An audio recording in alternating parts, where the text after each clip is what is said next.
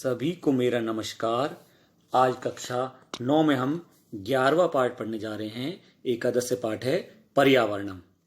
पर्यावरण के बारे में बताया गया है कि आज मनुष्य पर्यावरण का बिना सोचे समझे नाश करता जा रहा है, पेड़ों को काटता जा रहा है, जिससे उसको काफ़ी हानि उठानी पड़ रही है। क्योंकि पेड़ों के द्वारा हमें शुद्ध वायु मिलती है, लकड़ी मिलती है, फल फूल मिलते हैं। लेकिन जैसे जैसे मनुष्य पेड़ों को काट रहा है, उद्योग धंधों से छोड़े जाना विषैला जो विषैला पानी है वो नदियों में छोड़ा जा रहा है, जिससे उसको बहुत नुकसान हो रहा है। आज हम इस चैप्टर को पढ़ रहे हैं। हमें वृक्षों की रक्षा करनी चाहिए, वृक्ष नहीं काटने चाहिए। प्रकृति समेषां प्राणिनां संरक्षणाय। प्रकृति सभी प्राणियों की सुरक्षा का प्रयास करती है। इयं सर्वान् पुष्णाति विविध प्रकारैः तर्पयति च सुख साधनैः। यह प्रकृति विभिन्न प्रकार के सुख साधनों से मनुष्य को संतुष्ट करती है। पृथ्वी जल तेज वायु आकाश च अस्या प्रमुखानि तत्वानि। पृथ्वी जल तेज वायु और आकाश इसके प्रमुख तत्व हैं। तान्ये मिलित्वा पृथक्तया व अस्माकं पर्यावरणं रचयन्ति। उन्हीं के साथ मिलकर और अलग होकर के हमारे पर्यावरण की रचना होती है। आवृते परितय समन्तात लोको अनति पर्यावरण। लोको अनति आवृते परिता समन्ततः, इसका मतलब जो संसार को चारों ओर से ढके हुआ है, इति पर्यावरण, यही पर्यावरण है। यथा अजात शिशु मातृ गर्भे सुरक्षित तिष्ठति। जैसे अजन्मा शिशु माता के गर्भ में सुरक्षित रहता है, तथैव मानव पर्यावरण कुक्षौ, वैसे ही मानव पर्यावरण की कोख में सुरक्षित रहता है। परिष्कृत प्रदूषण रहितम च पर्यावरण अस्मभ्यम सांसारिक जीवन सुखम सद्विचारम सत्संकल्पम मांगलिक सामग्रीं च प्रददाति।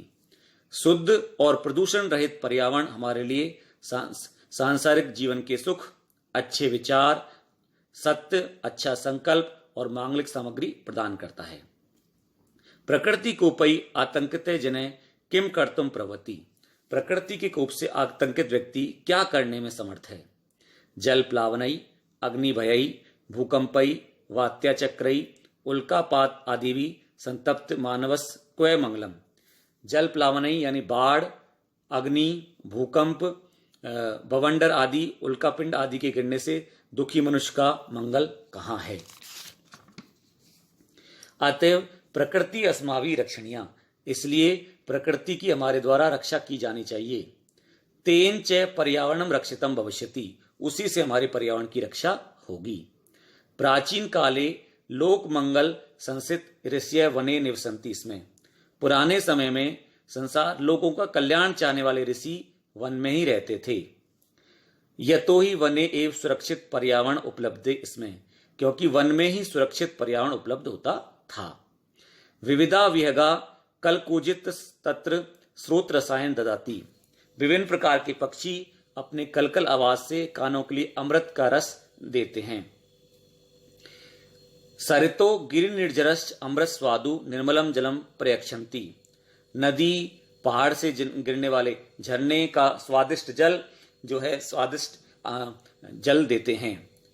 नदी और पहाड़ से गिरने वाला जो जल है, अमृत के समान हमें स्वादिष्ट जल देते हैं। वृक्षा लताश्च फलानि पुष्पाणि ईंधन काष्ठानि च बाहुल्यानि सपरन्ति।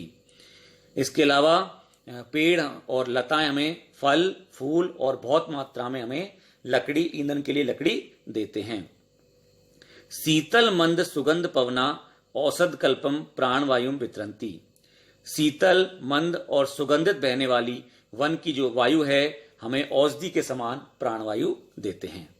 इस प्रकार हमने चैप्टर 11 पाठ 11 का आधा भाग आज पढ़ा है। छात्र ध्यान से वीडियो को सुनेंगे और कार्यपत्रक को अपनी नोटबुक में करेंगे। धन्यवाद।